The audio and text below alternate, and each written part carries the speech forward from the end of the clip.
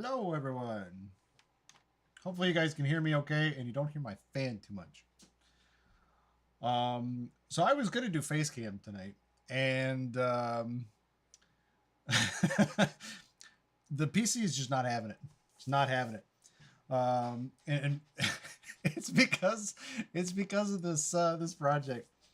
The Playing God project is so big that my computer is barely handling it. So, yeah, you guys get PNG Tuber tonight, which is fine by me. How's everybody doing? Did you guys have fun in Umi stream? It was a lot of fun. I really like my Kimura with the saxophone. That was pretty good. I like that a lot. Oh, I need to quickly do one other thing before I forget. That needs to go over here. And you guys are on a more of a live mic, so I don't have a proper like vocal mic. All I have is my instrument mics, and I just kind of make them try and work for vocals. You know, it kind of works, but you end up getting a little more than I really usually like. But whatever, it's fine. As long as you guys can hear me, that's fine. And let me quickly post this real quick.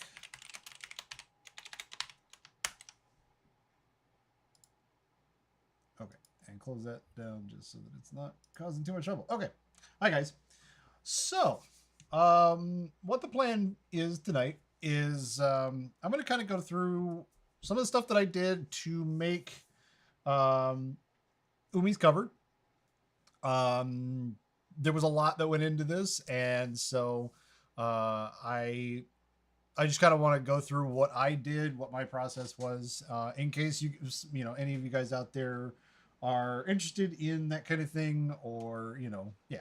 So I really enjoy this kind of stuff, and so maybe you will too, hopefully. So, so to start, I just kind of want to look at this this project here. So this is everything. This is the master project. There's a lot going on here. There's a lot going on here. So I learned pretty quickly. So just a quick overview, I guess, of what this is why I wanted Facecam, because I was actually going to kind of show what all I have in my studio, because I used a lot of it in this, but I can't really use the Facecam because my computer will completely just give up. So, but so some of the major things I have what's called a keyboard workstation. It is essentially just a basic keyboard, except it basically has a digital audio workstation built in. So I can do a lot of recording. I can do a lot of like beat loop making and song recording and stuff directly on the keyboard. But it also has like thousands and thousands of sounds and stuff, and they're constantly putting out upgrades for additional stuff. And so I'll show a little bit of that later. I do have a camera for that that I'll show a little bit here.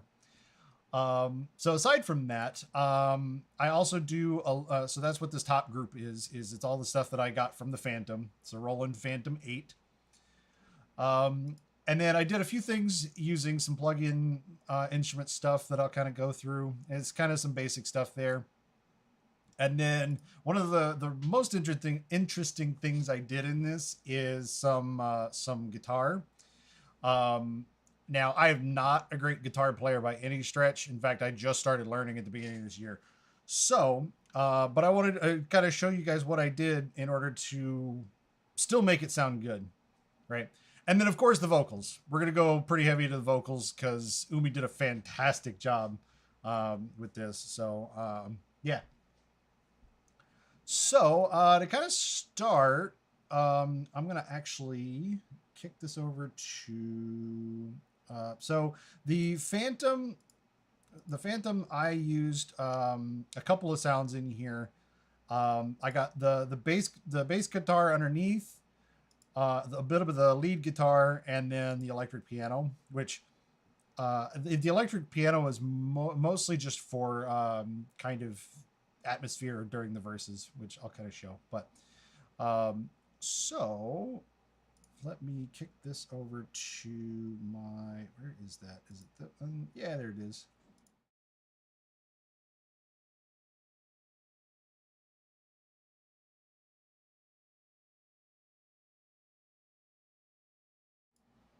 One second, I forgot to add my mic to that one.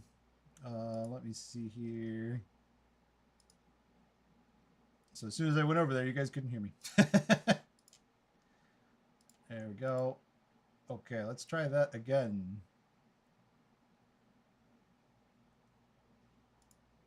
There we go. Now you guys can hear me. Fantastic. Okay. Hey, Dom. How's it going? So let's make sure you guys can actually hear this.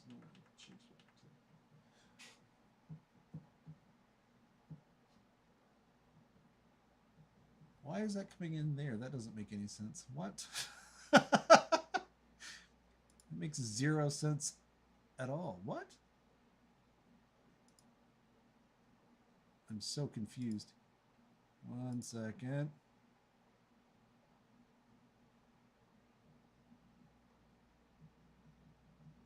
Huh. I don't...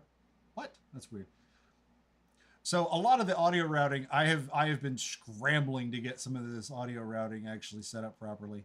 Let me do this. That should get me what I need. There we go.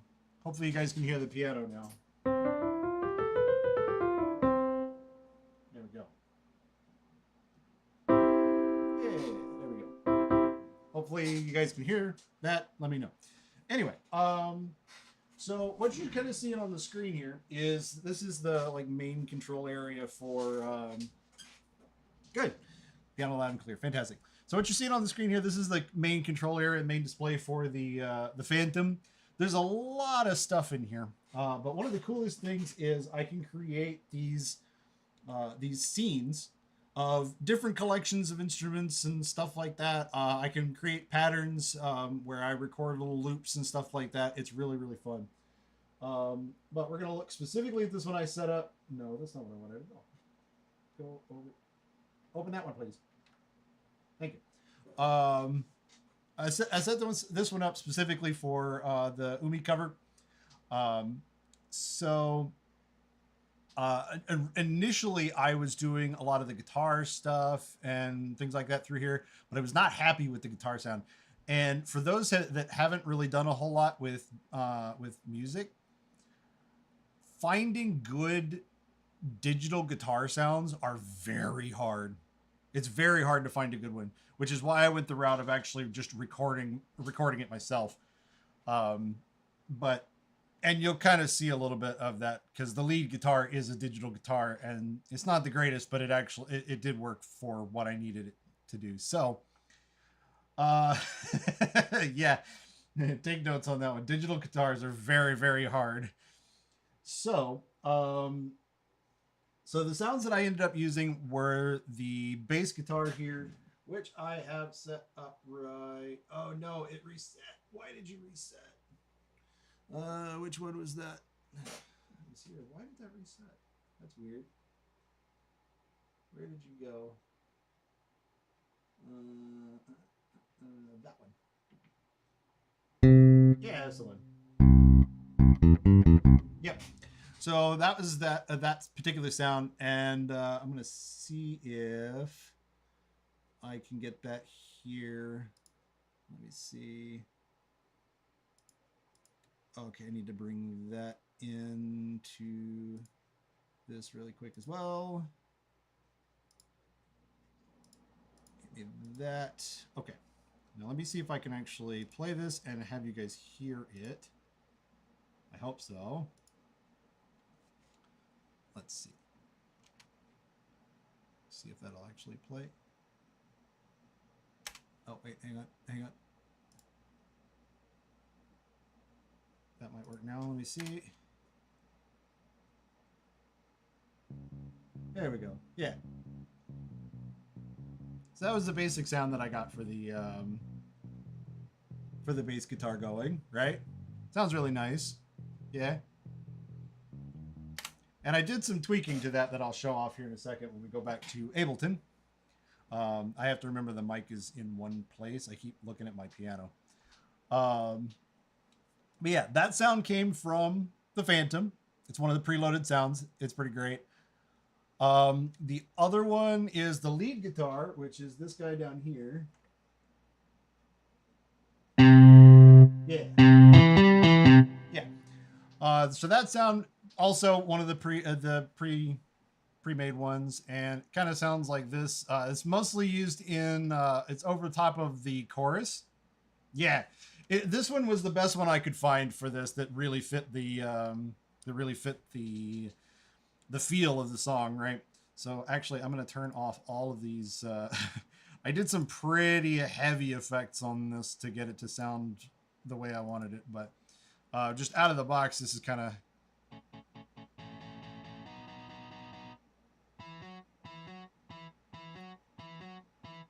So it's not bad. Really, the hardest part with digital guitars is trying to make it sound authentic. It's not really the term I'm looking for, but like make it sound like it's actually being played by a human, you know? So yeah, I mean, it's not bad, but, and there's a bunch of tricks that you can do to kind of get it to sound that way. A couple of things you can do is, and unfortunately I have none of the MIDI on this anymore. I'll actually switch back for a minute. There we go. So as you'll notice, all of this stuff, even though I've got it set up as MIDI, all of the Fantom stuff, I had to ditch all of the MIDI because of the fact that I ran out of tracks a few times, actually. So the version of Ableton I use is Ableton Live 11 Intro, which is kind of the lowest paid tier. So it's one step up from the free tier. And that limits you to 16 tracks and 16 tracks only. The only thing that doesn't count towards that are these groups, which these groups you can kind of use as sends. So you can, if you want to group a bunch of stuff together and then put the same effects across all of them, that you can use these for that. So that's really handy, and those don't count towards the track limit, but any MIDI or audio tracks do count. And really quick, what I'll do is let me actually switch to, I'm going to create just a blank set here, and you'll see what my bass project looks like. As long as Ableton does not crash on me. Okay, good. So this is what my bass project looks like. And you'll notice I've got these groups on the side here. These are for each of the Fantom channels. So if we were looking at the Fantom right now, this would be that zone 1, zone 2, zone 3, and I have MIDI and audio channels for both. And the reason why is since it's an external keyboard, I can't get both MIDI and audio in the same channel like you can with a like a plugin. So I have to have a way of sending the MIDI signals from Ableton to the keyboard, have it run that through the instrument and play the actual notes, and then be able to capture those notes back into Ableton. So it's a little bit of an involved setup whenever you're using external stuff like that, but it works really well. So in this case, for that guitar, I can go to my channel 5, which is this guy here. And if I just set up some, I think it's like this. Yeah. If I just set up some quick, what notes were there? I need to trigger the MIDI on this. Yeah, come on. I'm just going to put a couple of things on here. Not much. So if I've done this right, and actually grouping them. No, yeah, that's right. So that comes in on channel 13, goes out 9, channel 5. Yes, that looks correct. I don't know if it will be or not. No, it's not actually seeing. Oh, I know why. Hang on a minute. I need to do that. Did I do that right? No, I didn't. That's what I needed to do. There we go. I'm getting the MIDI signals over here, and I see over here I've got audio. So now if I actually play this directly from Ableton, I get nothing, of course. Let's see. Oh, I remember why. It doesn't actually play through Ableton because I have it set up going through my mixers. This whole audio setup is basically like duct taped together the best way I could make it all work. Most of my stuff is going through the mixer, and then that's what plays out my speakers, including my PC. But yeah, so it does work. You can see the signals actually happening here whenever I play that. Oh, I guess not. All right, well, that's supposed to work, but anyway, back to what's going on here. Let's switch back to this. Where did it go? Excuse me. Open recent set. No, I don't know why that disappeared in my list. That always makes me nervous. All right, let's have this load real quick. Hopefully it'll work. So yeah, I ran out of tracks, so I wasn't able to keep a lot of this. So as I kept adding in more and more of the audio tracks, I was having to get rid of all of the MIDI tracks as I went. In hindsight, I should have kept that as a separate project and then just brought the audio files in, but it is whatever. So yeah, that's the lead guitar. And then the final bit, I really, really like this bit here. I'm actually going to let this play as is because I love this this electric piano. Listen for the electric piano as it starts the first verse. It's subtle, but it's there.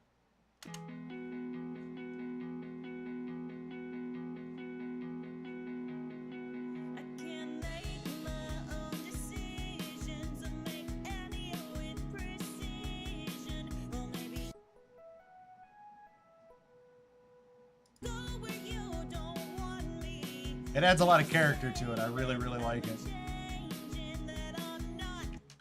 So that was actually in the original track as well. And that was one of the first things that I keyed in on when listening to that track. So I will say, I really like Paramore. I had actually never heard that song before. I really, really like Paramore. I had never heard that song before Umi asked me about it. So this was an interesting experience because I really like this song now. But yeah, that was one of the first things I keyed in when I first listened to the track was that piano bit because it really helps to kind of support the vocals and kind of bring out that verse a little more. I really like it. So yeah, all of that was the stuff that was done with the Fantom. And then I've got a couple of plugins that I was using. I've listed this as a plugin, but so I think the pad that I have here, this was just kind of a lead in. It's the only thing I have here. This was a lead in into that verse. So if you kind of listen to this a little bit, all it does is just, but then that's all it does. But if you listen to it in context, listen for the pad. It's kind of low in there, but it's there.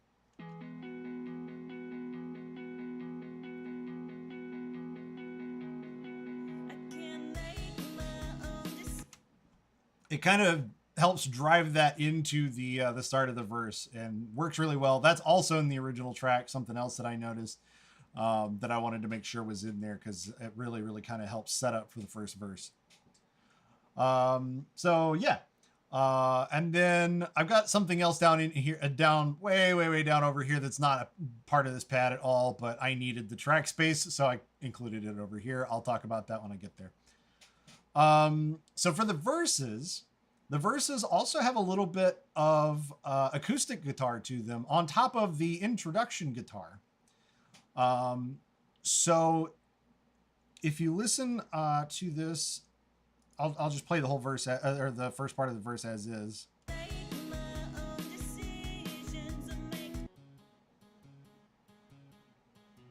It's not much, but it's under there, and it kind of gives it a little bit of low support.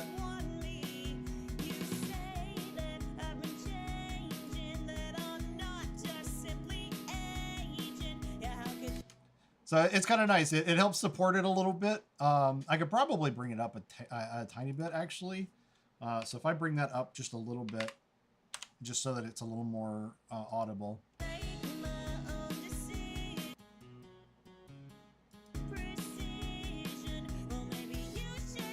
It kind of follows the bass a little bit in terms of the note progression, which is why it's not like immediately audible like some of the other guitar sounds and stuff are, but it's there and it helps kind of support underneath the vocals a little bit. And then of course the drums. So these drums, I spent a lot of time working on. I can't open that anymore, but I spent a lot of time with these drums, getting them the way I wanted. So there's a lot going on in some of these. I'm actually gonna pop this open here. So I'm just gonna turn this on a little bit and just kind of let that run. But so it's kind of a standard rock pattern a little bit, but that right there, the open close hi-hat, that took me so long to figure out how to do, because I didn't have just a out of the box sample I could use for that. It's all either open hi-hat or closed hi-hat. That's the way that sounds. It's either this or this. And I really wanted that, so the open into the closed, right? Where you have the hi-hat sitting up, and when you hit it with the stick, and then while it's ringing, you close it, right? You get it's a very distinctive sound. So to do that, what I ended up having to do, yeah, that's it, Denny. It's that, yeah, exactly. So what I had to do with this, let me go back to, there we go. So to make that sound, what I ended up doing is I have, let's see. Okay, so yeah, I have this. That's the basic sound effect. I think I included it in both, but I didn't really like it as much. Let's see. Yeah, so this is the closed. This is the closest they have to an open close, but I wanted more on the end. So what I did was I took just a simple like open hi-hat that I had. I cut it down and then reversed it so that I get that more of a punch as the hi-hat closes, right? And so that's how you end up with that nice little, no, I want to start from here. No, that's not right. Where was it? Yeah. Start from here. No, from 4. Come on. Why don't you start from right here? There you go. So it's kind of the same sort of thing. I just put a little more emphasis on the end to make sure that it was there. So yeah. Aside from that, a lot of this is just standard drum stuff with some fills and some stuff like that. A lot of this was samples that were already in that just kind of came with Ableton. So there's a ton of stuff here, and the nice thing about the drum kit or the drum rack is I can literally just come in here and say, okay, here's a whole bunch of different samples that I can use for toms or snare, or ride cymbal, kicks, all sorts of stuff. And I can just kind of mix and match as I want. I can add them to this list. There's a ton of stuff like I can just, yeah. And then each thing I can actually chain off of. So for the snare, I think the snare is probably the one that I did the most to, that and the kick. Yeah, so the snare I added some reverb to, and most of this stuff I also dropped. There's a plugin called Neutron Elements from Isotope. So every now and then Isotope does some really decent sales on some of their stuff.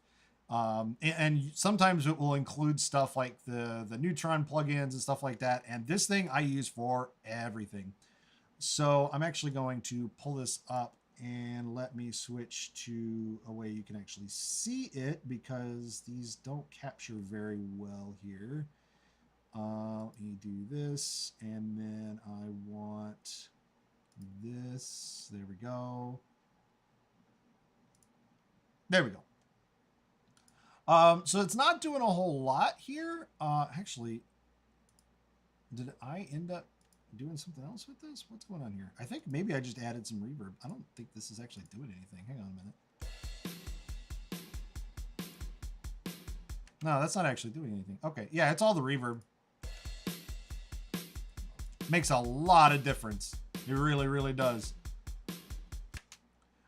So yeah, I did that. I didn't pitch this one down. Some of this stuff I did pitch down pretty heavily, or I pitched different ways.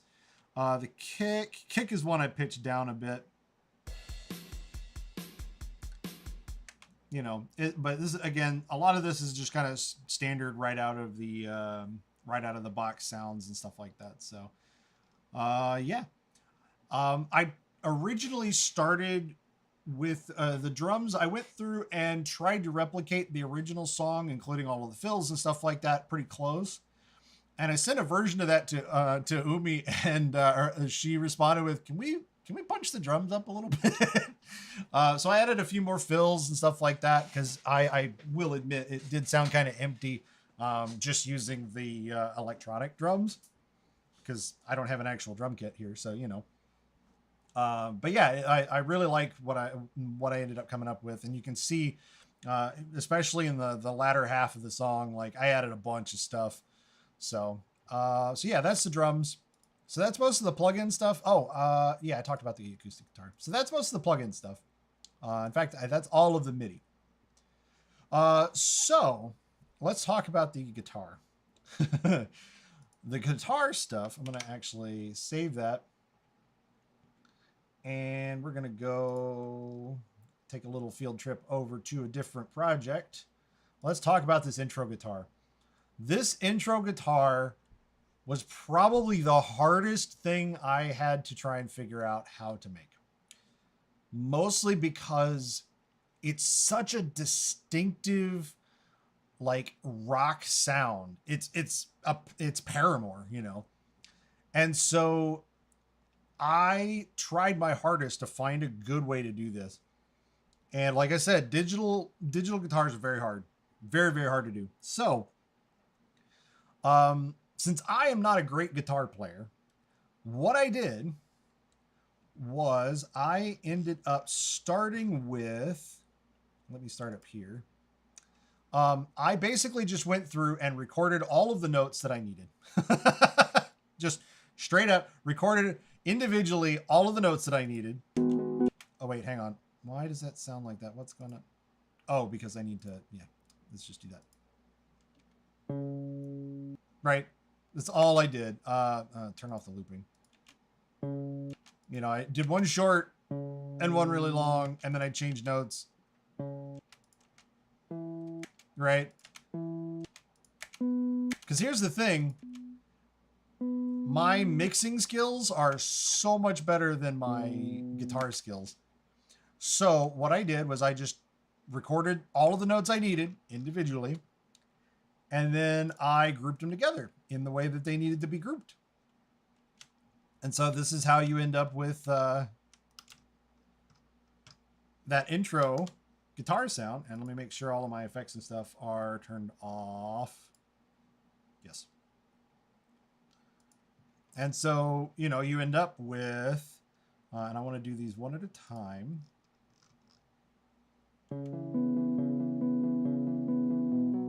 It sounds pretty good. It's not bad. Right? So there's actually two parts to this. There's this lower part, and then there's also a higher part. Right? And when you put them together, you get that distinctive intro for this song, right?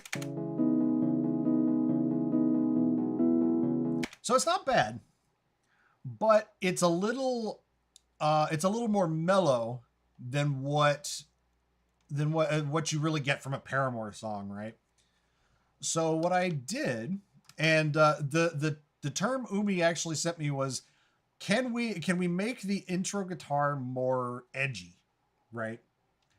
So what I did is there is a plugin I have. This is also another paid plugin, but I'm actually really liking it. I do need to change that though, because this one I have to actually display a little separately, a little differently. Let's see. Let me see here. I'm going to actually turn off. I have to be really careful with this plugin. Really careful. I'm going to kill the Ableton capture really quick while I figure this out real fast, because I'll mention why here in a second.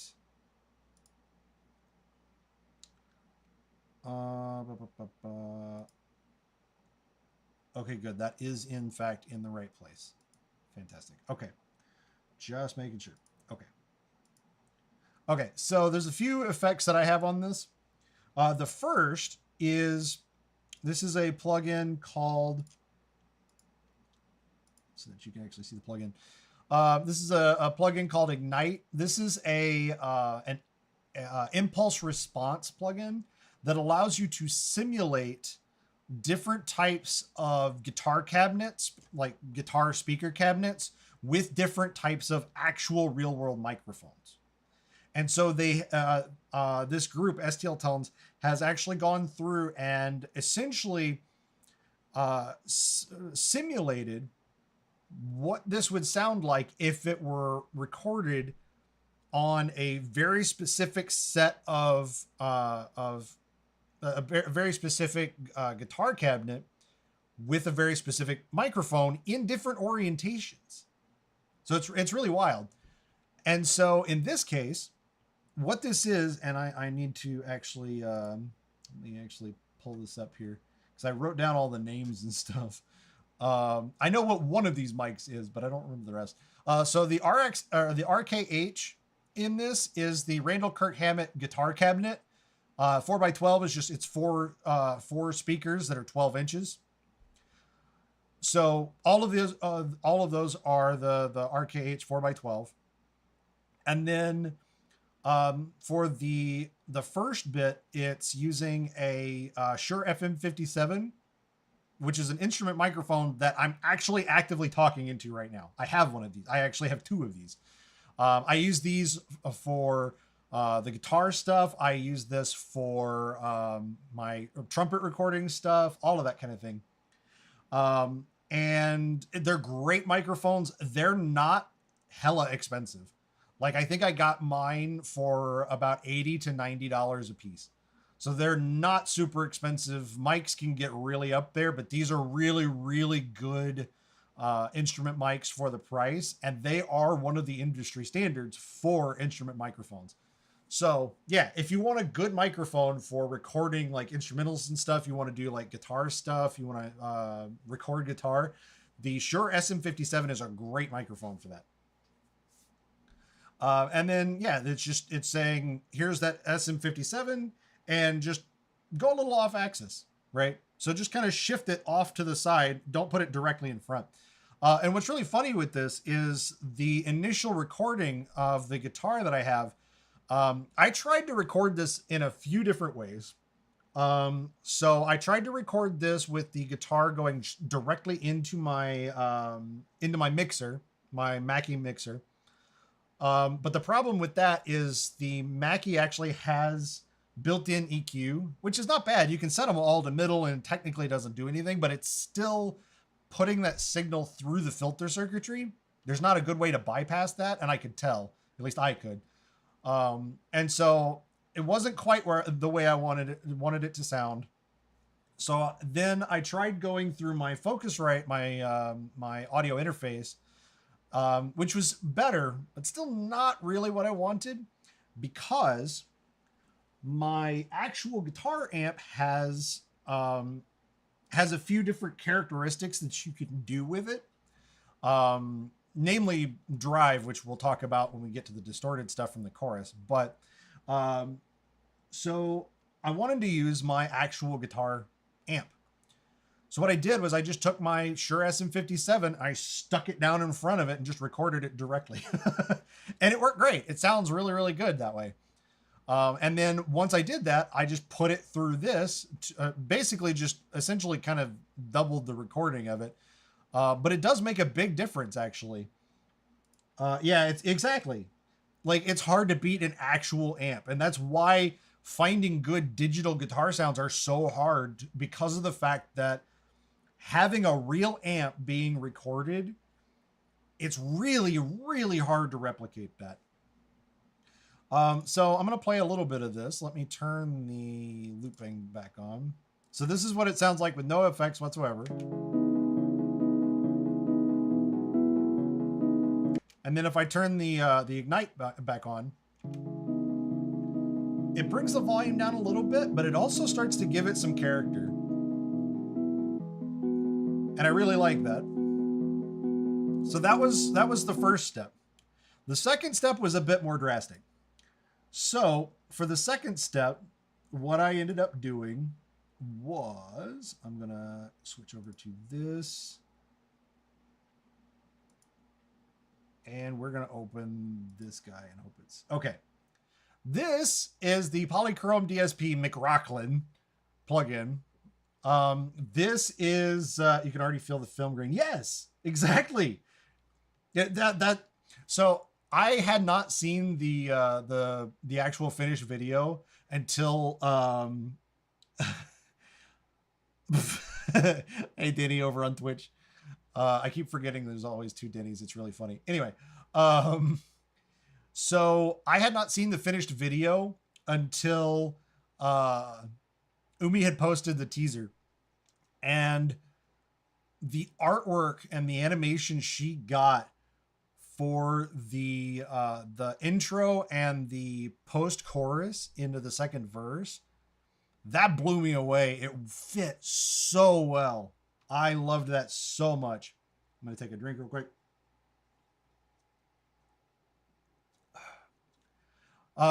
So yeah, worked really, really well.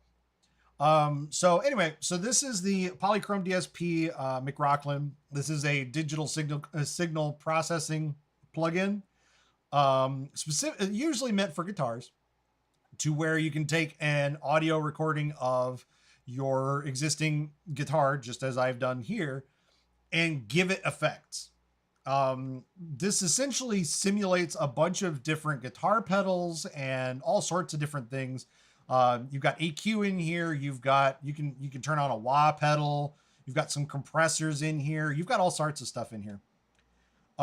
So Umi told me to make it edgy, so I literally came in here and clicked on the edge button.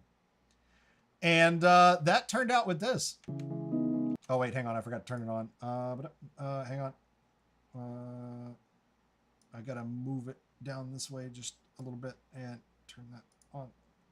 I have to be really careful with this plugin because of the fact that, unfortunately, the bottom part of the plugin, because of how they do their licensing, actually shows my real name, and I hate it. I've asked them multiple times if there's any way that I can get this plugin to not show my real name so that I can actually show it on videos and streams, and they won't friggin' do it. So this is what I have to do, is basically, yeah, it's stupid. It's really dumb. So yeah, I basically have to do a full display capture and just crop it down. I have to do display capture for any of the plugins because for whatever reason, when I open the plugins, they don't capture right if I do it with just a window, because there's kind of a separate window, kind of not. It's weird. So yeah, I just have to do a display capture and crop that part out. It's really dumb. Anyway, so when I turn it on, it sounds like this. And you get that sound. Like, it's immediate. It's so good. And in fact, I'm going to slide this over to about right there so that I can actually turn that on and off. And try and fix my, let me fix my crop here real quick.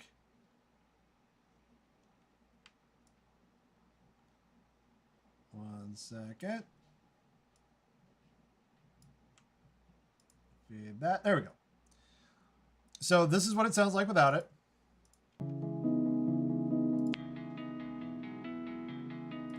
Makes a huge difference, right? It actually, it makes them so much clearer, and it starts to give it that sort of edgy, like rock feel to it. It's really nice. It's really, really nice. This plugin can do some crazy stuff. You can get the like super shredding guitar sounds out of this. You can get all sorts of stuff. It does distortion really well. So yeah, so this is a plugin I did pay for. I think I got it when it was half off. Oops, I forgot to turn off my recording bit. Yeah, I think I got this one was half off. This one was also about $100 when I bought it. But again, you can usually find sales and stuff for stuff like this. And of course, you know, if you're an actual guitar player, you probably already have started like a pedal board. This kind of allows me to simulate a pedal board until I can actually learn the stupid thing and then actually start to build my own pedal board. But yeah, it makes a big difference. And then the final piece to that, and we'll come back to McRockland because I use it a couple of places. The final piece is I actually did some EQ and some compression, and this is the final bit that really made this perfect. That's without, and that's with it. So it gives it some punch.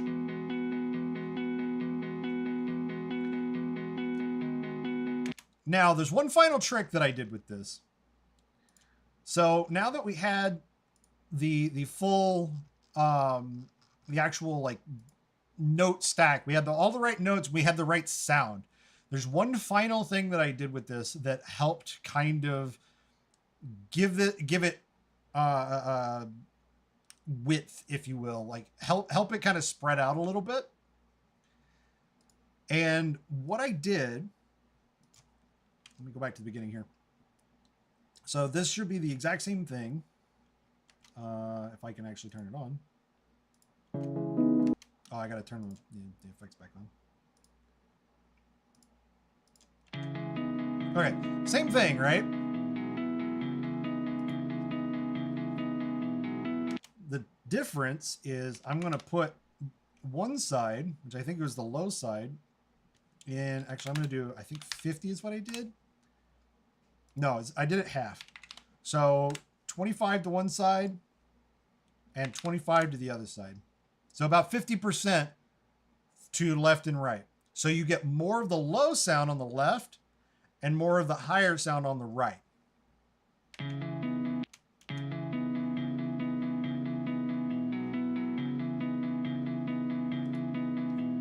Actually, maybe I did go straight 50-50. Oh, no. Why? That's interesting. Huh. Okay. Something's up with those recordings. That's interesting. I don't know why those would disappear like that. Odd. I've been having some issues lately where the right channel on these is just not playing. Anyway, actually with that, I'll just go back to the original and just play it from there because that's what I did with it.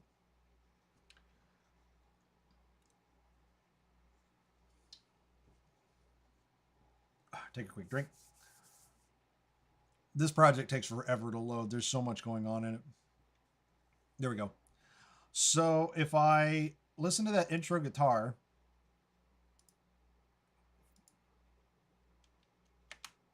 preferably here.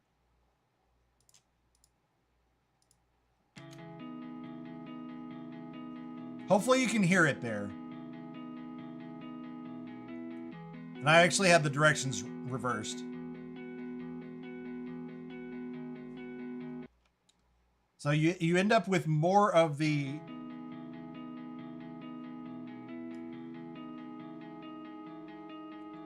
You have the higher one on the right, on the left.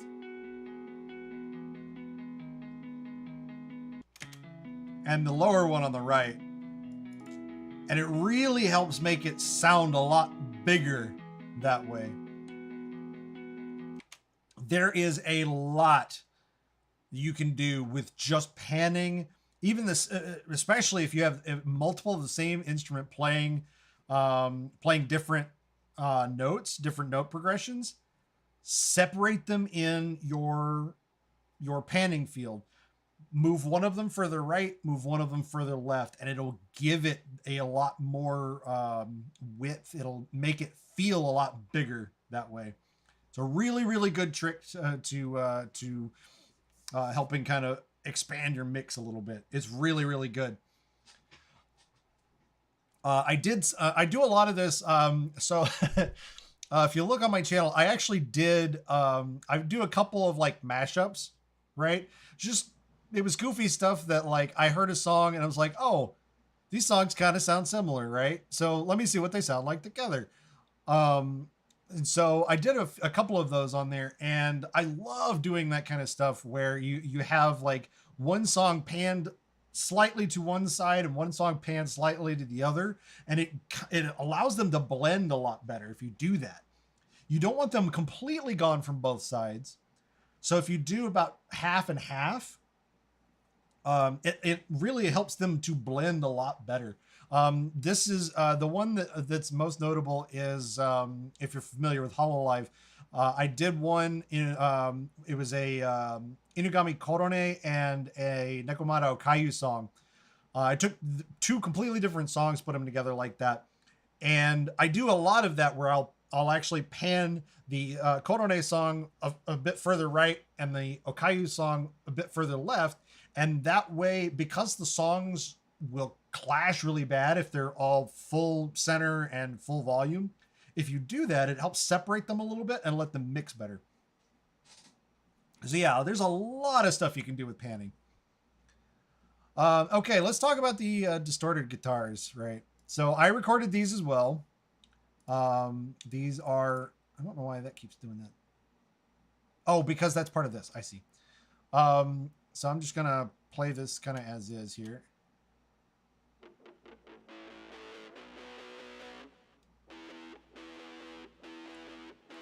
So there's a lot of stuff going on in these guitars.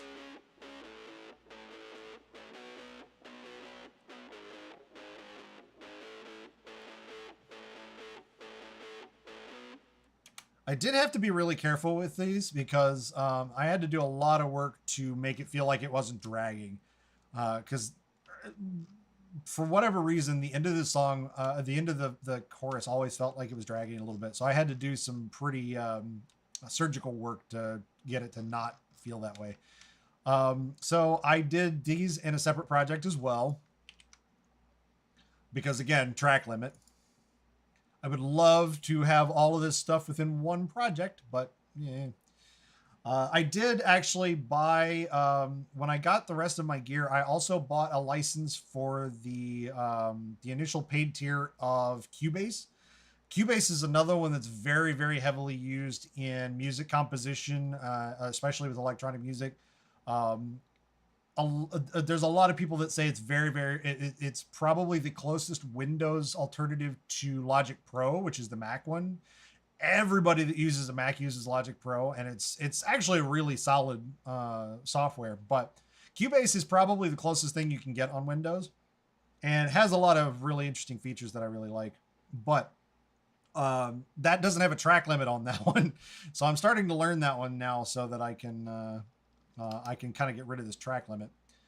So basically, I did the exact same sort of thing that I did with the intro guitar here.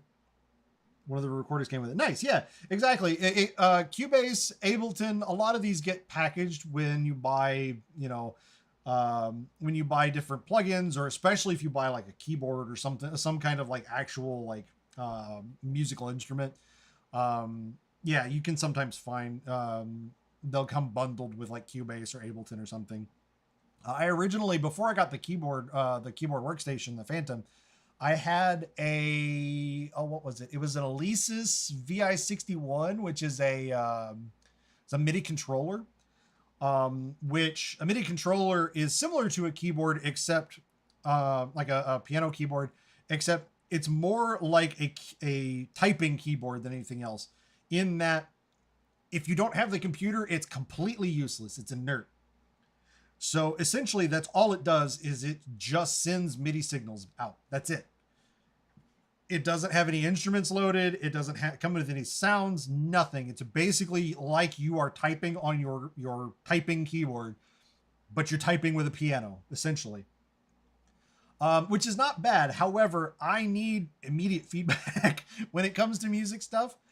And so it was driving me nuts that I had to always, anytime I wanted to play something, I had to go through, I had to start Ableton, I had to find a piano or some kind of instrument that I wanted. I had to do all of this setup just to like record a little bit that I wanted to like save somewhere.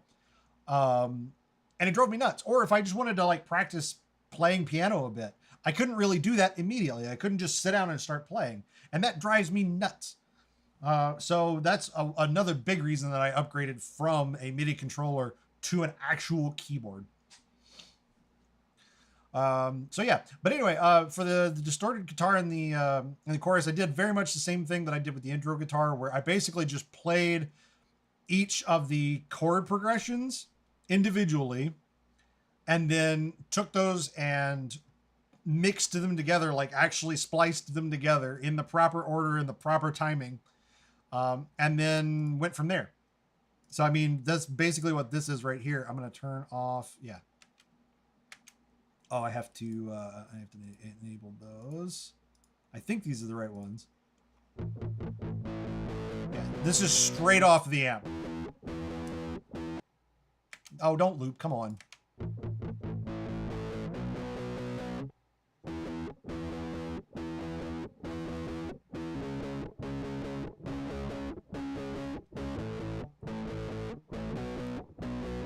Right? And what's really funny is if you actually look at the the recording bit for that, let me see if I can find that again. Actually, you can see it right here. I have a ton of different recordings here of this stuff because of the fact that I was playing each of these segments individually. And then even within those, so my problem with the guitar right now is changing between notes in a very quick but accurate manner is very hard for me still.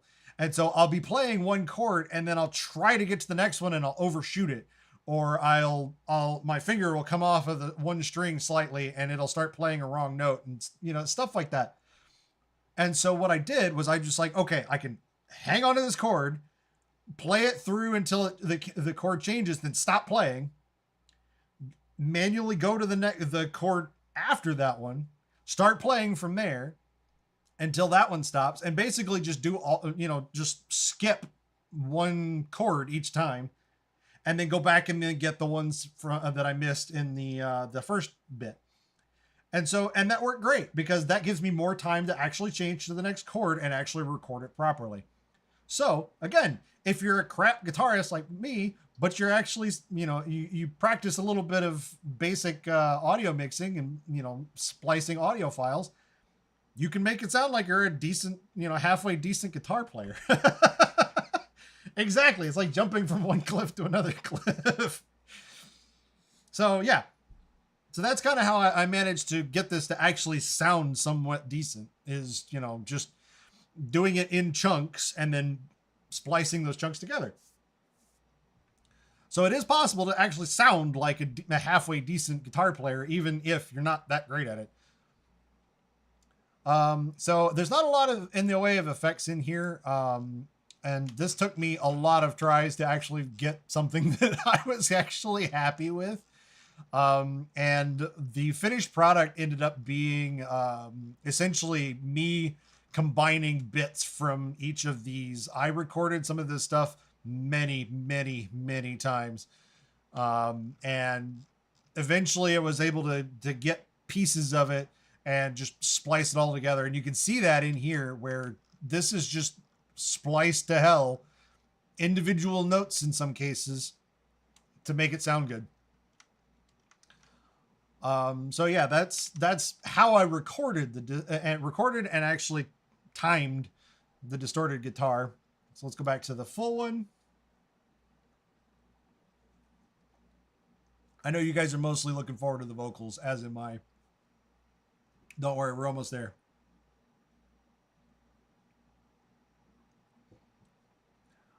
Okay, and then yeah, it basically just came out like this, and I'm gonna turn off all of these effects. Everything except one. And I'm going to talk about this plugin a bit more later as well, but I'm going to bring this up because this has become one of my go-to. What are you doing? No, I don't want to update right now. Go away. There we go. So let me switch back to this. There we go. So this is Melodyne. So if you've never heard of Melodyne, Melodyne is one of the industry standard plugins and software for doing timing and tuning. And I use this heavily. Before I got Melodyne, so this is another paid one. But again, this one comes around that like $100 mark. Sometimes you can find sales to get it cheaper. But this one's about $100, and my God, is it worth it? Like this project alone, this got me, this paid for it in my mind. This paid for itself in this project alone because of the amount of time it saved me. So for this plugin, this is basically, what this will do is you will set this up on a particular track, and then you will hit this transfer button, and this arms the recording, and then you just play it.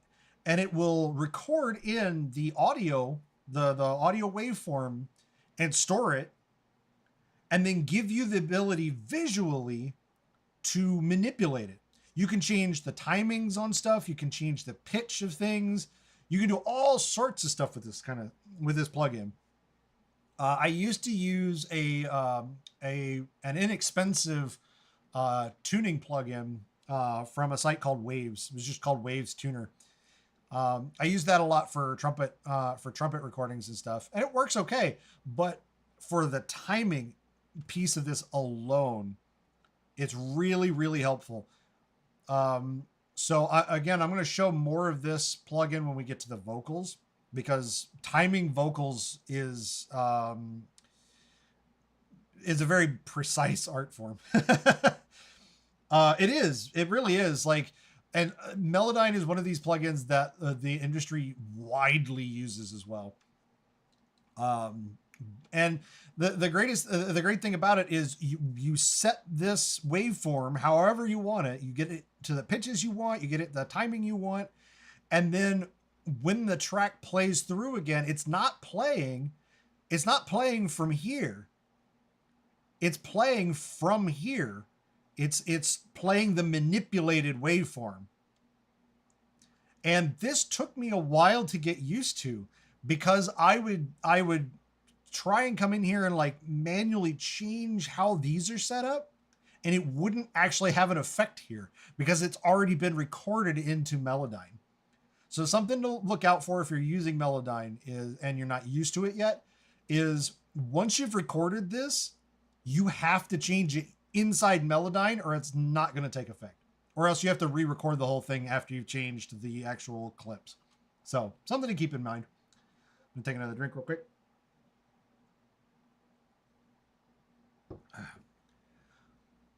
But yeah, Melodyne is great, and I will show you why. I'll show you guys why in a while. Yeah, Umi knows. Melodyne is fantastic. I love this plugin so much. So yeah, that's basically what I did with this. And then, of course, at the end, it's a similar kind of thing. So that's just with, this is just with Melodyne turned on. It's not too bad, but you know, tuning myself makes me feel like a god, but I rarely ever have to many tunings. Right. And I read it. I noticed that actually from your recordings, like I didn't have to do much in the way of tuning at all for you. Like every now and then I would have to like tweak a note up a little bit, but like that was it.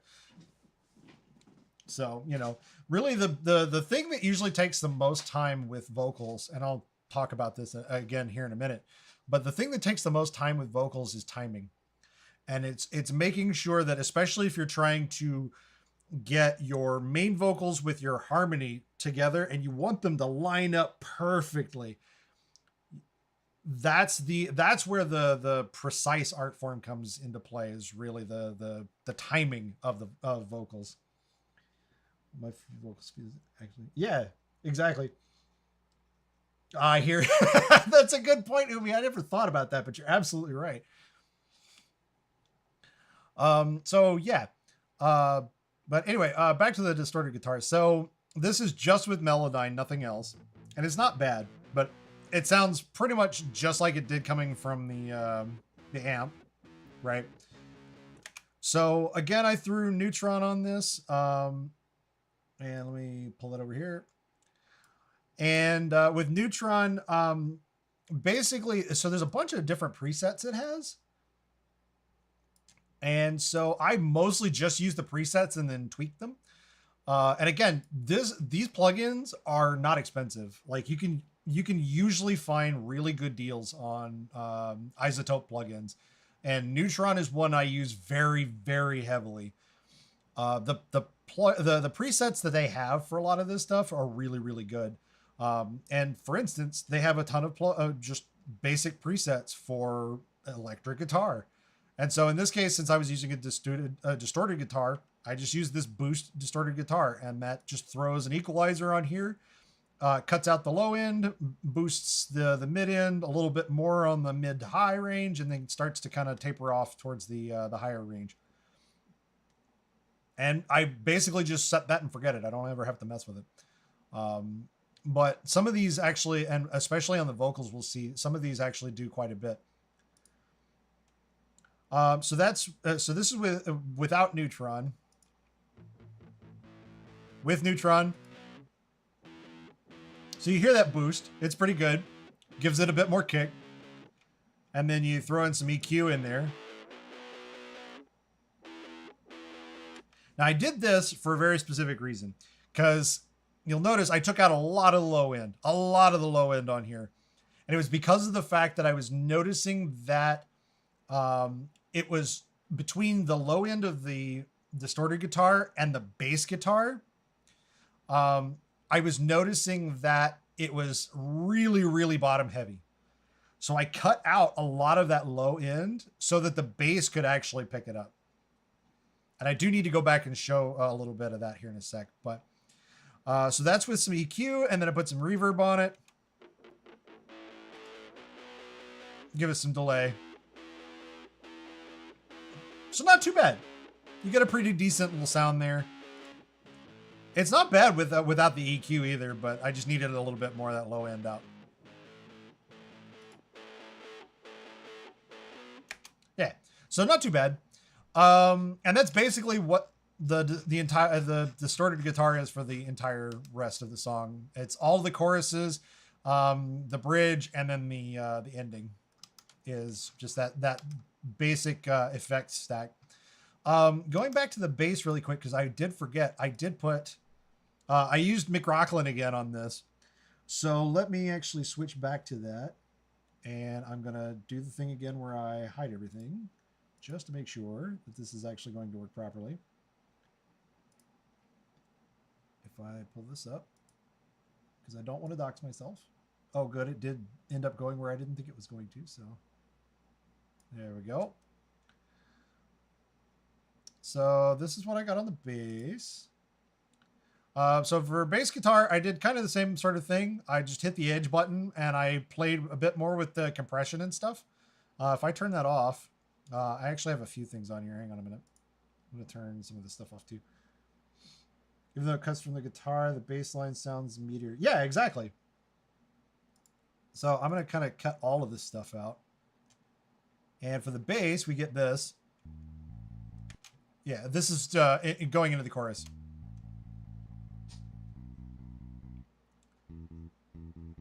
A very basic bass sound. Now I turn on McRocklin.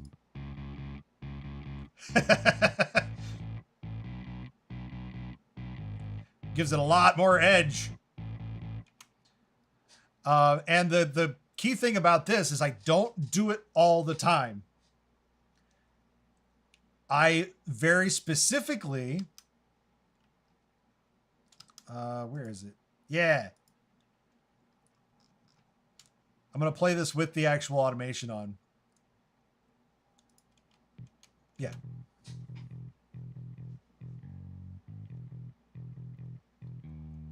Here we go. It really helps to drive into that chorus. It's really good. So I'm easing into the boost and the power on the McLaughlin. And I can't remember, you might be able to see that. Let me see. Pull that back. Let me see if you can actually see it do that. I don't remember where that is though.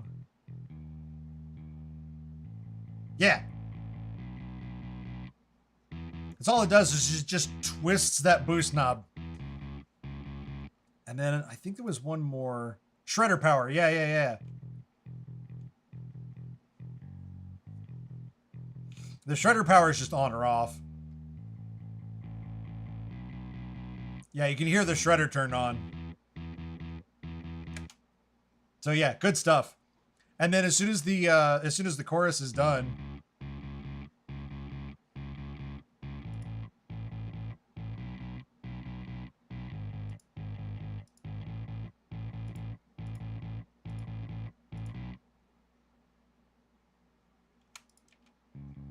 goes right back. So yeah, it helps really drive into that chorus quite a bit. Gives it a lot more drive. So that's just with McLaughlin. And then of course, like I did with the other guitars, I also added a little bit of Neutron in here. Let me turn off that and turn that on. Fade to that, and we'll pull this up. There we go. And so I added Caterpillar treads of the train. Yeah, exactly. Yeah. So with Neutron, again, I just went in here to the electric bass, and big round bass was what I was looking for. So this adds some EQ, really boosts the lower end a bit, and then cuts really far into that high end. And this is about where that the EQ on the distorted guitar actually kicks in, is right about here as well. So it's an EQ, it's an exciter, which does a bit of stuff. I'm not as familiar with what the exciter does, I will admit. But it also has a bit of compression as well to help kind of bring out that sound a bit further as well. So if I play that bit again,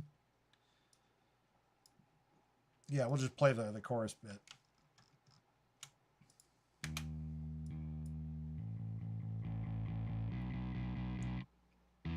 And this is with Neutron.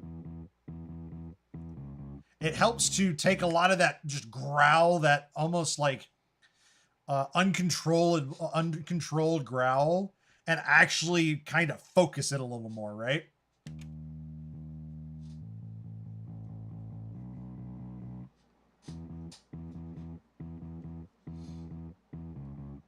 So it doesn't overpower the track. And then of course add some reverb.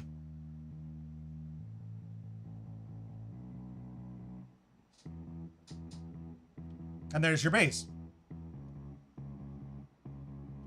So yeah. Okay, so that's pretty much the guitars. In fact, I think that's basically everything except what I think a lot of you guys are here for. Let's talk vocals. So, first off, Umi did a fantastic job with these vocals. Like, when I got the initial vocal, the initial vocal recordings, I think I remember sending Rigel a message saying, "Can you please tell Umi that I think she did an amazing job?" They're really, really good. Obviously, I'm not gonna play just the raw vocals because, you know, yeah. But I am going to, like everything else, I did actually come over to, I had to do this in a separate project as well. I'm gonna save that really quick.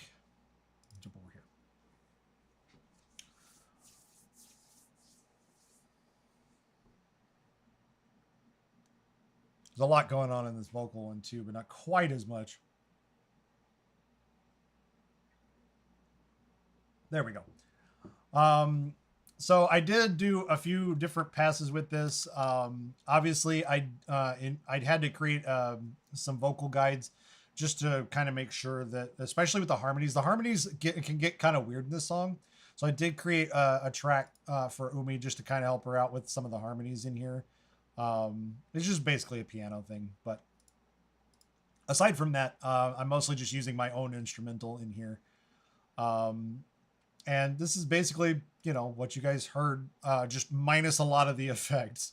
So the only thing I did in here, and I will say that the only thing that in here I did, initially I was trying to add all of these effects and stuff here, but that doesn't have all of the right context, right? I just have the one recording of that particular version of the instrumental, but I had tweaked it quite a bit even after that. And so I learned pretty quick, just do the timing and tuning in here. And then when that is solid, do a recording of that audio and then put that in the main project. And then do all the effects there to where I can actually tweak the effects to better fit the rest of the mix, right? So this is mostly timing and tuning. All of these effects on all of these tracks are turned off, aside from Melodyne. So I am going to turn Melodyne back on, or I'm going to pull up Melodyne again. Yeah, there we go. So for a lot of this, yeah, that's right. A lot of this, what I did was mostly timing. Like we were talking about earlier, most of this, you know, she did a great job with the tuning part of it. I did not have to do much tuning at all. It's mostly just kind of boosting and kind of changing a little bit of, you know, this note needs to be a little shorter. This one needs to be a little longer, that kind of stuff. And I learned recently, I only learned this about halfway through this project, but so one of the things that Melodyne can do is there are some controls up here for doing pitch centering and kind of limiting pitch drift, but also for doing, where is it? There's a quantize feature essentially where you can basically have it go through and reset where the notes start and stop based on a particular pattern. Usually, like you set a quantization level based on either an 8th note or a 16th note level. And essentially it basically takes things that are not directly on either on the 8th note or on the 16th note, and it pulls them back to get them in on the grid essentially. That kind of works, but that's more for like MIDI stuff, to be honest. Doing that with vocals almost never works. So one of the things that I learned early on, or maybe not early on, but like about halfway through doing the vocals, is the best way to make sure that you have the exact timing you want is to come in here and do it by hand. You turn on the grid. Let me see. I think I can set. Yeah.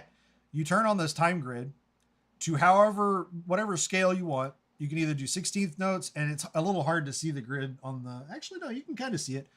So you can either do 16th notes, 8th notes, whatever, depending on what you're doing. And then you come in here and you just manually go through and you put this thing, it's good enough to basically tell you where it expects the notes to start and stop, each syllable, right?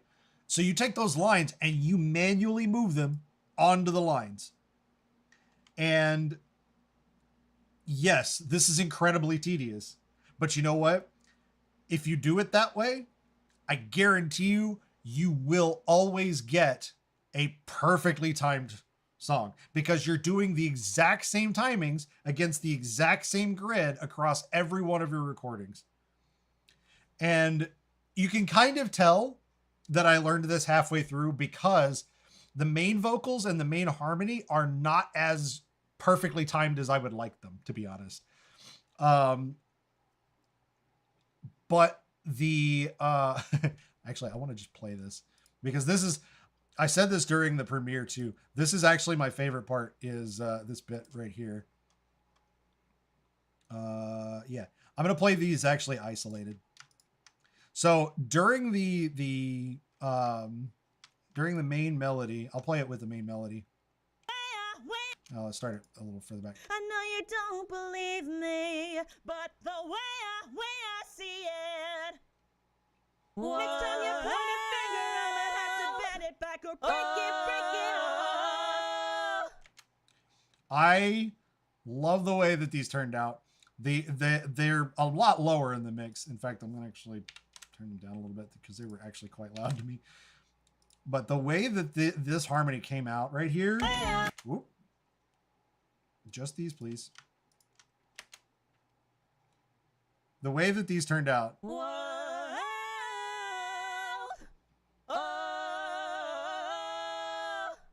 Whoa. Those turn out really, really good. The harmony there just works so well, especially when you put it in context with the rest of the song.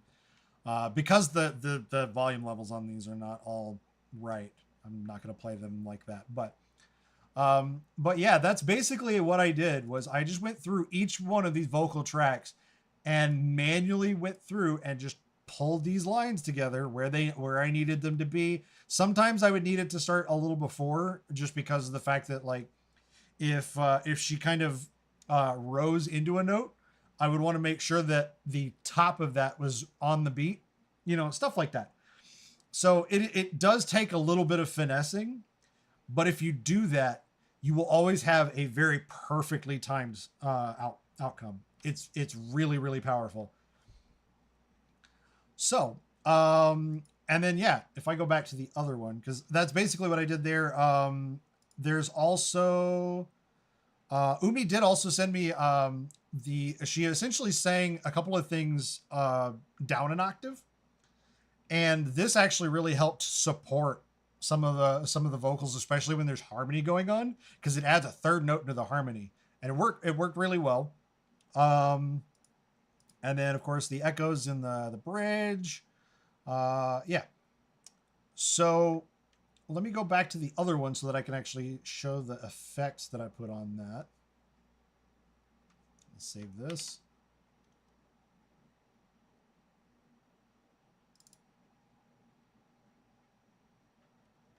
Grab some more water while that's loading.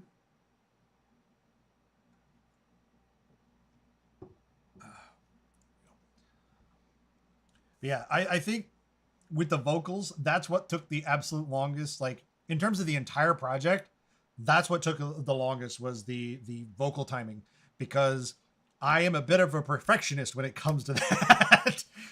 I'm a bit of a perfectionist when it comes to pretty much this entire thing, to the point where I felt a little bad. On that last project, on the vocal project, the instrumental track I was using was, where is it? I did a lot of different drafts of this. Yeah, here. Draft 6 was the one that I did. And I was tweaking in, I was trying to find the right guitar sounds for like the intro and getting the distorted guitar sounding right. And I was obsessing over this because I had never worked with guitarists prior to this. And I really wanted to figure this out because I really wanted to make sure that I knew how to do guitar sounds. And I was obsessing over this. And I sent that draft to Umi, and Rigel sent a message back and he's like, are we ready to do vocals yet? I was like, oh, right. Yeah, we should do that. So yeah, I tend to obsess over stuff like that. And I'm a bit of a perfectionist when it comes to that. And sometimes it's, I have started learning that I need to just get things on the page and then tweak them afterwards. Because once you have everything in there, you can actually better tweak them now that you have the entire context.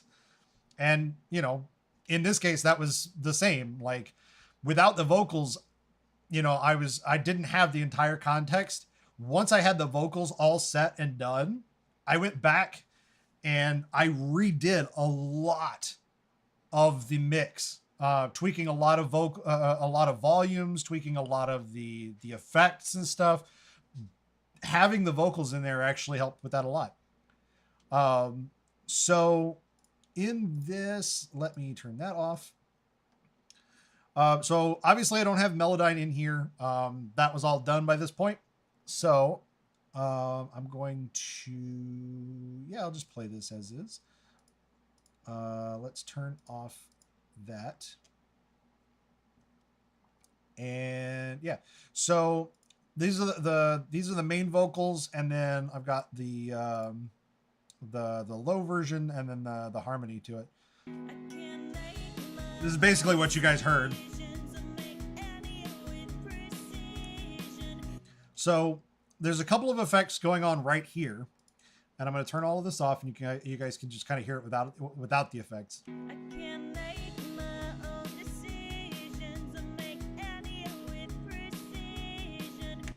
It's not bad, but to me, the best way I can describe it is it sounds like the vocals are just kind of literally just kind of set on top of the mix, right?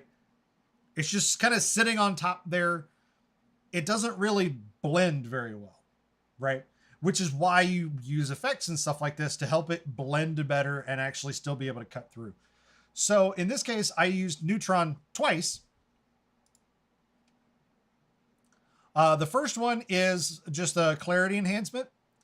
So some EQ, cut the low end, boost the low end, cut a bit of the middle, and then boost the high end. A bit of transient shaper to kind of help with like pops and stuff like that. And then some compression on the higher side. And so this kind of made it sound this way.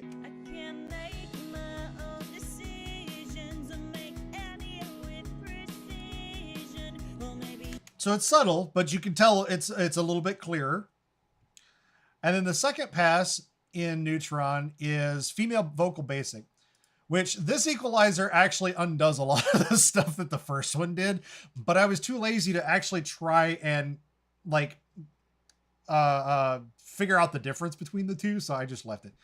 But this cuts out a lot of the low end and then boosts a lot more of the mid and high end, and then also adds a bit more compression to it, and it does make a difference.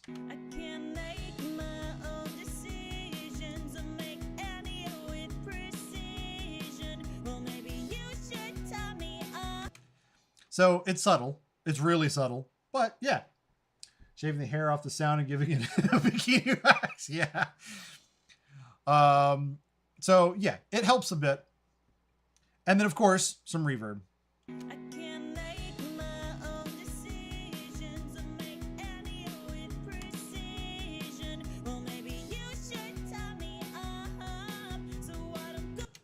The reverb is the secret sauce. The reverb is how you make your vocals sound like they're part of the mix rather than on top of the mix. And this was something that I learned during this project because I was trying so hard to figure out how to get that to sound like it was in the middle of the mix and not on top of it. Reverb is how you do that. Now, that stack is great for the verses, but when you get into the chorus, it does kind of create a bit of a problem. Let's go right here. Just keep on cramming ideas down my throat. Whoa, you don't have to believe me, but the way I see it. So, to me, now she's kind of lost in the instrumentation a bit. You can really tell as it's going through the pre-chorus.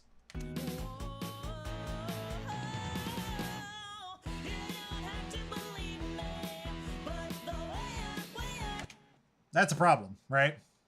So to fix that, I actually went and I researched a bit of how bands like Paramore you use vocal effects to cut through a mix like that, because where you have heavy distorted guitar, you've got a heavy distorted bass, you got a lot of drums going on, you've got a lot of stuff going on. Those vocals still need to be able to punch through.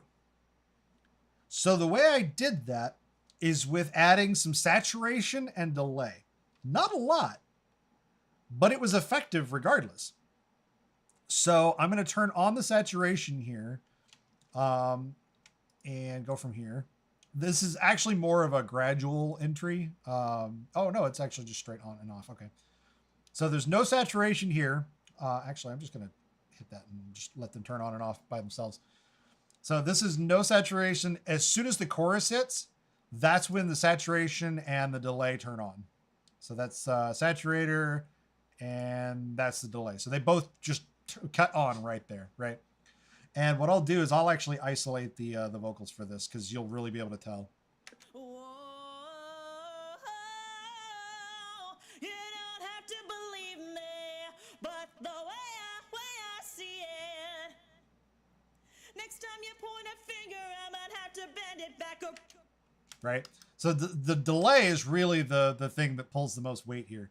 The saturator is what kind of gives her vocals there a little bit of edge to kind of match the distortion of the guitar and the bass, right? So in context,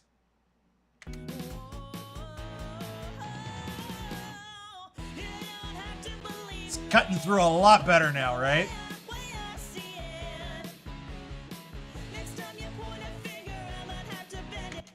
So yeah, just a little bit of saturation, a little bit of delay goes a long way towards getting your vocals to cut through. It's really, really good. Let's see. And then of course these harmonies are really good. She did a great job with these harmonies.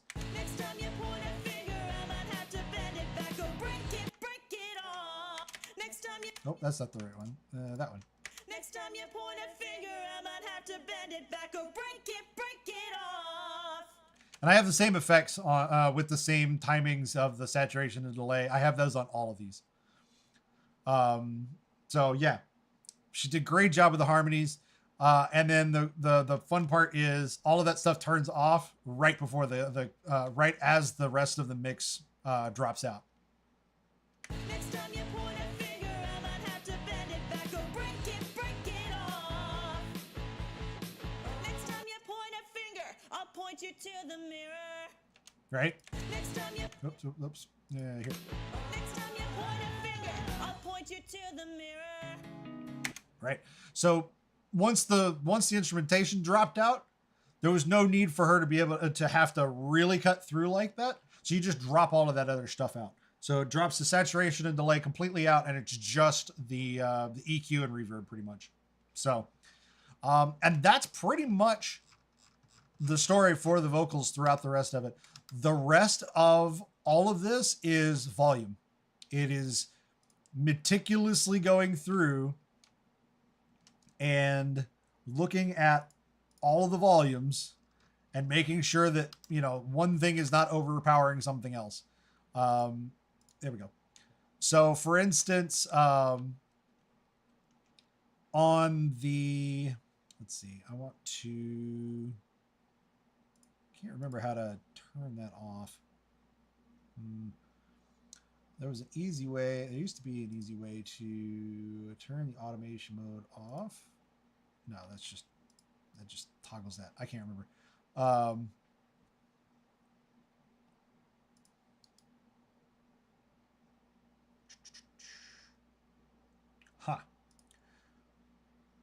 Yeah, I can't remember exactly how you can temporarily turn it off. But anyway, point is, like, when she first starts this phrase, she was a little quiet, and you have to be a bootleg master volume control very much. Yeah, exactly.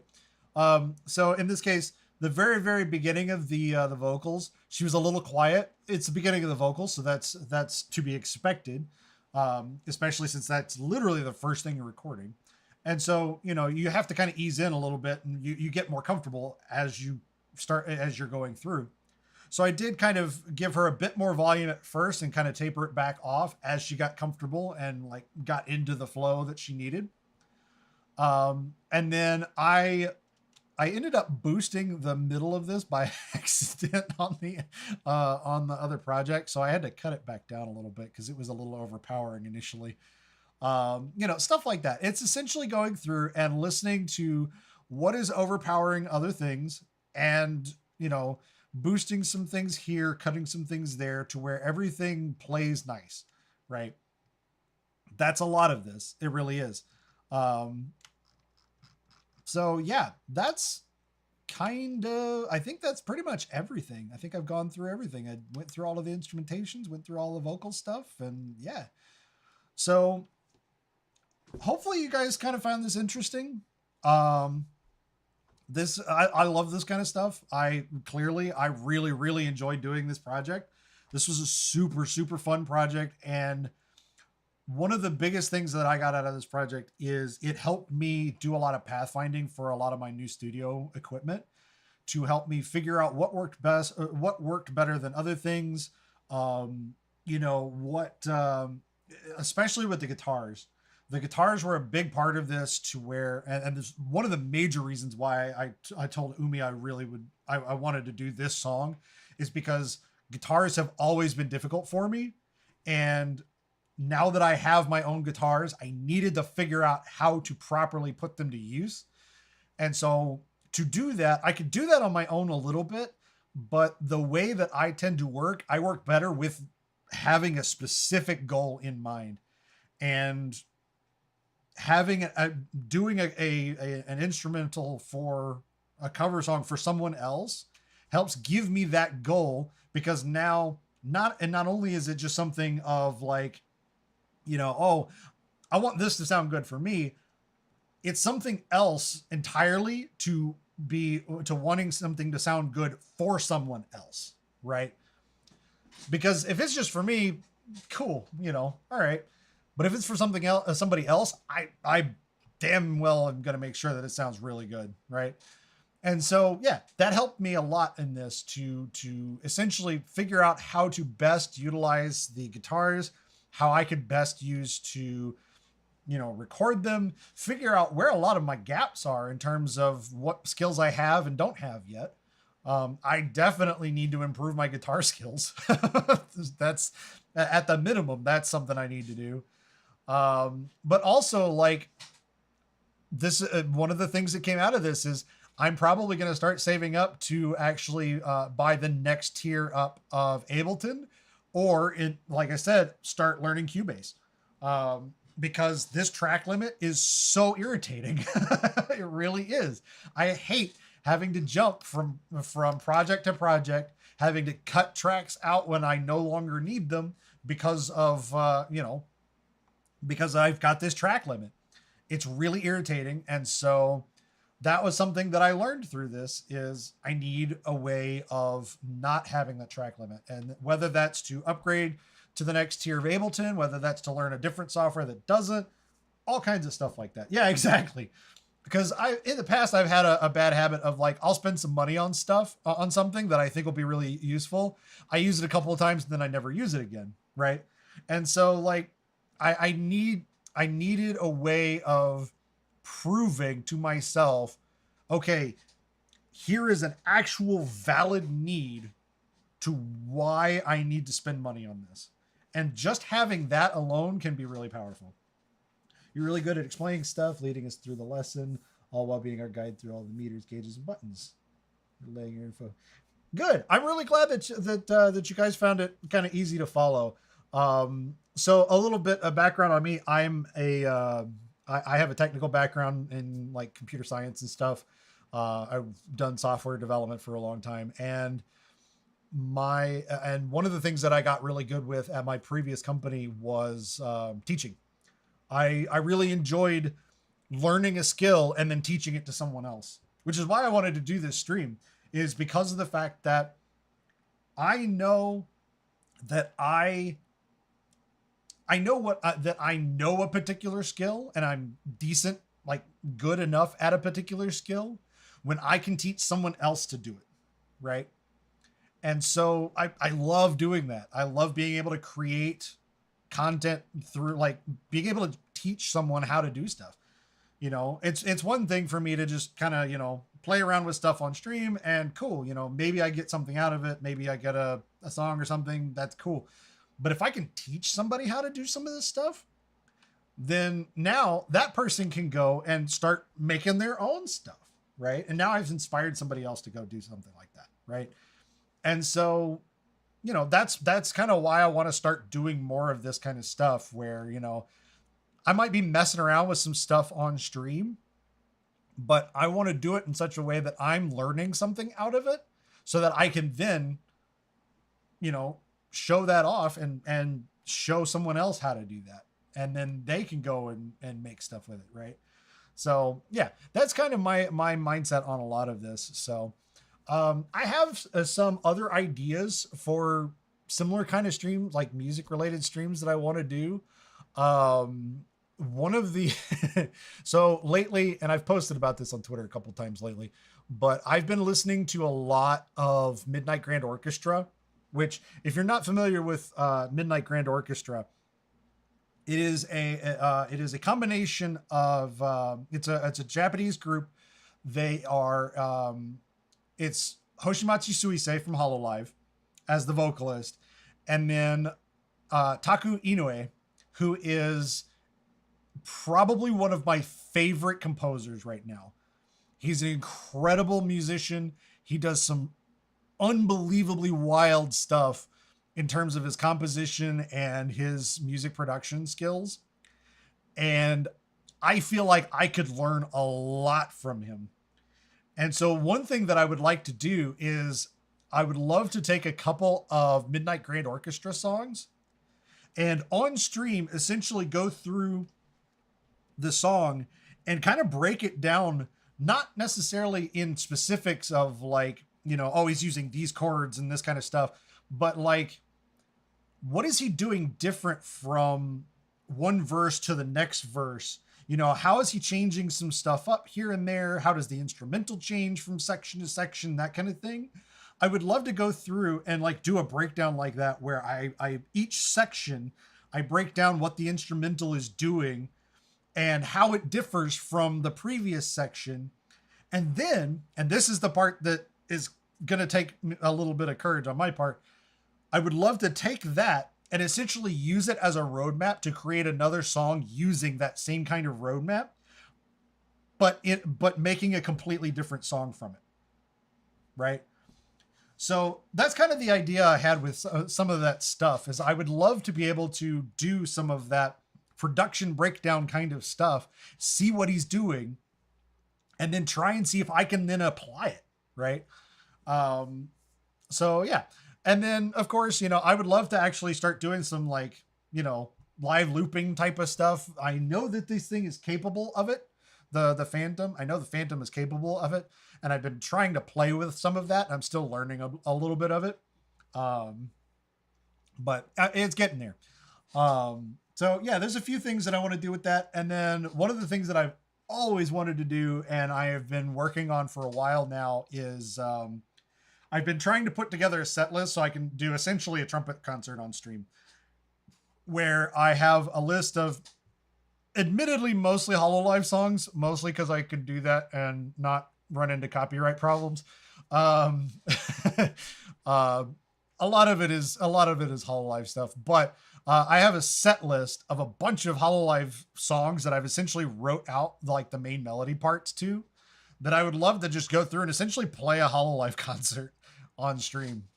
And of course, I'm also working on a bunch of other covers and stuff like that. I would love to actually start doing vocal covers of my own soon. I have a couple of songs in mind. I just got to figure out what I'm going to do for the instrumentals and stuff like that. Whether I'm going to create it myself or if I'm going to use the original, stuff like that. So I've got a lot of stuff that I want to do. I just got to do it, which is sometimes the hard part.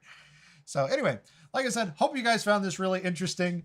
You know, I love this stuff and I want to do a lot more of this stuff. And of course, thank you so much to Umi for allowing me to, you know, the opportunity to do this project. This was a super fun project. I had a lot of fun doing it. I learned a ton from it. And you know, Umi was amazing to work with through this process. So yeah, it was a great project to do. So All right. I think that's going to do it for me. I'm going to go and drink some water because my throat's starting to hurt now too.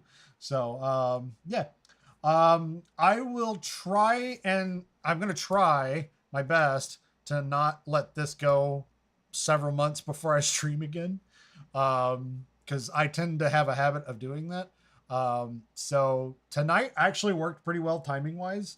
So I might start doing this, and then on the weekends, I think I would like to try and do a longer stream, like maybe on Thursday nights or Saturdays or something.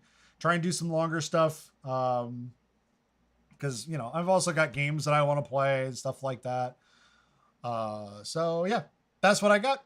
Thanks for hanging out with me. I really appreciate it. Glad you guys had fun. I had a lot of fun showing this off. So yeah. All right. That's going to do it for me. Have a great night, everybody. And I'll see you guys next time. Good night.